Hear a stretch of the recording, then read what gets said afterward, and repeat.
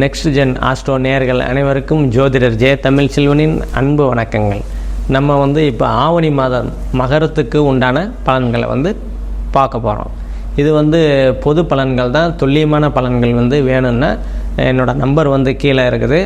அதை கான்டாக்ட் பண்ணிவிட்டு உங்களோட 100% துல்லிய பலன்களை கேட்டுக்கலாம். இப்போ மகரம் உங்கள் ராசிநாத சனி பகவான். சனி பகவான் 2ஆம் இடத்துல இருக்கிறார்.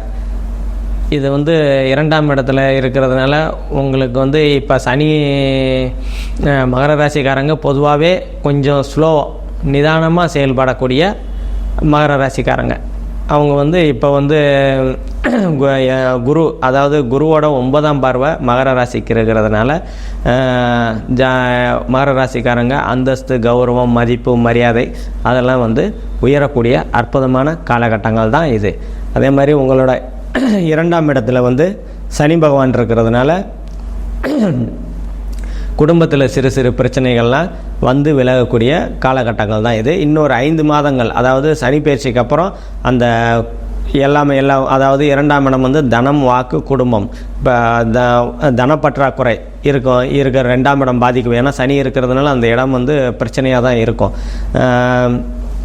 இப்போ மகர ராசிக்காரங்களுக்கு ஜென்ம சனியில் விலகிருத்து. அதனால் இப்போ பாத சனி நடந்துக்கிட்டு இருக்குது. அதனால் உங்களுக்கு பட்ட கஷ்டம்லாம் இப்போ கொஞ்சம் கொஞ்சமாக அந்த கஷ்டத்தில் மீண்டுட்டு வந்துக்கிட்டு இருக்கீங்க. இப்போ இப்போ இன்னொரு 6 மாத கட்டங்களுக்கு யாருக்கும் வாக்கு கொடுக்கறது, காசு யாருக்காக கொடுத்து வாங்கிக்கலாம், யாராவது கேட்குறாங்க அப்படின்னு அந்த மாதிரி வேலையெல்லாம் இந்த காலகட்டத்தில் தயவுசெய்து வச்சுக்காதீங்க. அதே மாதிரி உங்களோட 3ஆம் இடத்துல ராகு இருக்கிறார். ராகு குருவோட வீட்டில் இருக்கிறாரு. சனி செவ்வாய் தொடர்பு இல்லாமல் இருக்கிறதுனால அந்த ராகு நல்ல விதமாக தான் பலன் கொடுப்பாரு. 3ஆம் இட பலனை இளைய சகோதரன், தைரியம், வீரியம், வெற்றி, விஜயம். இளைய சகோதரன் அனுகூலங்கள், ஆதாயங்கள்லாம் உங்களுக்கு கிடைக்கக்கூடிய அற்புதமான காலகட்டங்கள் தான் இது. அதே மாதிரி நீங்கள் ஏதாவது எடுக்கக்கூடிய முயற்சிகள்லாம் உங்களுக்கு கை கொடுக்கக்கூடிய அற்புதமான காலகட்டங்கள் தான் இது. அதே மாதிரி உங்களோட 4ஆம் பாவத்துக்கு சனியோட 3ஆம் பார்வை இருக்கிறதுனால 4ஆம் பாவம் தாய், வீடு, வாகனம், கல்வி. அதே மாதிரி உங்களுக்கு தாய்க்கு உடல்நிலையில் கொஞ்சம் கவனமாக இருக்கிறது ரொம்ப நல்லது.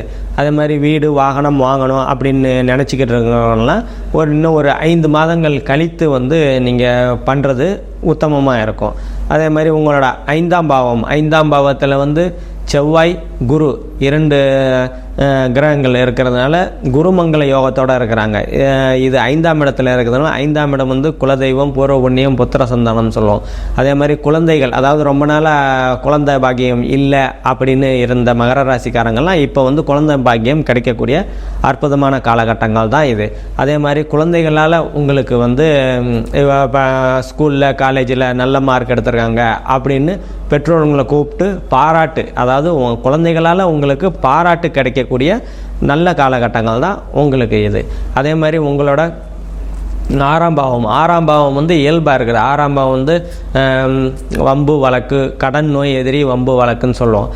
6ஆம் இடம் இயல்பாக இருக்குது. அது பாவ தொடர்பு இருந்ததுன்னா கடன் வரும், நோய் வரும் அப்படின்னு சொல்லுவோம். எதிரி வருவாங்க அப்படின்னு சொல்லுவோம். இது இயல்பாக இருக்கிறதுனால ஏதாவது கடன் இருந்ததுன்னா அது தீரக்கூடிய சூழ்நிலைகள், அதாவது எதிரி இருந்தாங்கன்னா அவங்க விலகக்கூடிய, அதாவது எதிரியாக நினைக்காம, இல்லை நீங்கள் அவங்க எதிரியாக நினைக்காம நண்பராகக்கூடிய சூழல்கள். அதே மாதிரி வழக்கு ஏதாவது இருந்ததுன்னா அது உங்களுக்கு சாதகமாக தீரக்கூடிய, அதாவது நல்ல பலனாக தான் உங்களுக்கு அமையக்கூடிய அற்புதமான காலகட்டங்கள் தான் இது. அதே மாதிரி உங்களோட 7ஆம் பாவமும் இயல்பாக இருக்குது. இயல்பாக இருக்கிறதுனா கணவன் மனைவிக்கு, அதாவது 7ஆம் பாவம் கலத்திரஸ்தானம்னு சொல்லுவோம். கணவன் மனைவிக்கு இடையே ஒற்றுமைகள்லாம் அதிகரிக்கக்கூடிய அற்புதமான காலகட்டங்கள் தான் இது. அதே மாதிரி கூட்டு தொழில் பண்ணணும் அப்படின்னு நினச்சிக்கிட்டு இருக்கிற மகர ராசிக்காரங்களாம் இந்த காலகட்டங்களில் தாராளமாக நீங்கள் பண்ணலாம். அதே மாதிரி ஏற்கனவே பண்ணிகிட்டு இருந்தவங்கெல்லாம் உங்களுக்கு சுமூகமாக, அதாவது கூட்டு தொழில் சுமூகமாகவே நல்லாவே இருக்கும் இந்த காலகட்டத்தில். அதே மாதிரி நண்பர் மூலியமாக அனுகூலங்கள், ஆதாயங்கள்லாம் உங்களுக்கு கிடைக்கக்கூடிய அற்புதமான காலகட்டங்கள் தான் உங்களுக்கு. அதே மாதிரி உங்களோட 8ஆம் இடத்துல சூரியன், புதன், சுக்கிரன் அந்த மாதிரி 3 சுபகரங்கள் இருக்கிறதுனால உங்களுக்கு திடீர், அதாவது 8ஆம் இடம் திடீர் பண வரவு, திடீர் பண வரவு. அதே மாதிரி செவ்வாயோட 4ஆம் பார்வையும் சனியோட 7ஆம் பார்வையும் இருக்குது. அதனால் திடீர் பணம் வரும். அதே மாதிரி அது வந்து செலவுகளும் ஆகிடும். அதனால் வந்து பண வரவு வர்றதை வந்து கவனமாக வந்து பயன்படுத்திக்கிறது உங்களுக்கு வந்து நன்மையை பயக்கும்.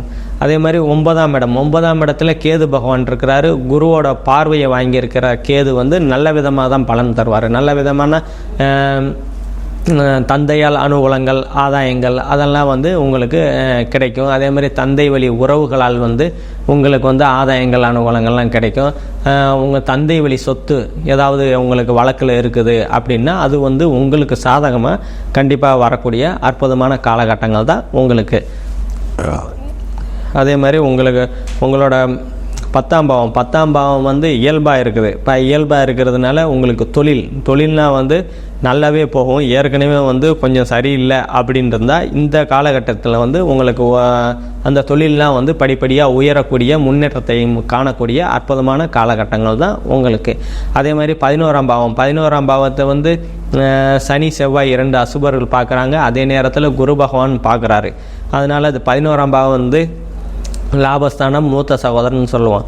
மூத்த சகோதரனால் சிறு சிறு பிரச்சனைகள்லாம் வரும். வந்துட்டு அது வந்து சரியாகக்கூடிய தன்மைகளாக தான் இருக்கும். அதனால் வந்து நீங்கள் வந்து கொஞ்சம் கவனமாக, அதாவது மூத்த சகோதரனை கவனமாக கையாளுறது உங்களுக்கு வந்து நன்மையை தரும். அதே மாதிரி லாபங்கள் வந்து கொஞ்சம் ஏற்ற இறக்கமாக தான் இருக்கும். ஒரு 100 ரூபா எதிர்பார்க்கணுன்னா எதிர்பார்த்தீங்க உங்கள் லாபம்னு வச்சா ஒரு 110 ரூபா அவ்வளோதான் வரும். 150 ரூபா 200 ரூபாலாம் இந்த காலகட்டத்தில் வந்து வரக்கூடிய, அதுவும் நீங்கள் தடைப்பட்டு தான் வரும். ஏன்னா 2 பாவர்கள் பார்க்கறதுனால தடைப்பட்டு அதுக்கப்புறம் உங்களுக்கு வந்து அந்த தடைகள் விலகக்கூடிய அமைப்புகள் இருக்குது உங்களுக்கு. அதே மாதிரி 12ஆம் பாவம் வந்து இயல்பாக இருக்குது. இயல்பாக இருக்கிறதுனால உங்களுக்கு என்னென்னா வெளிநாட்டு பயணங்கள்.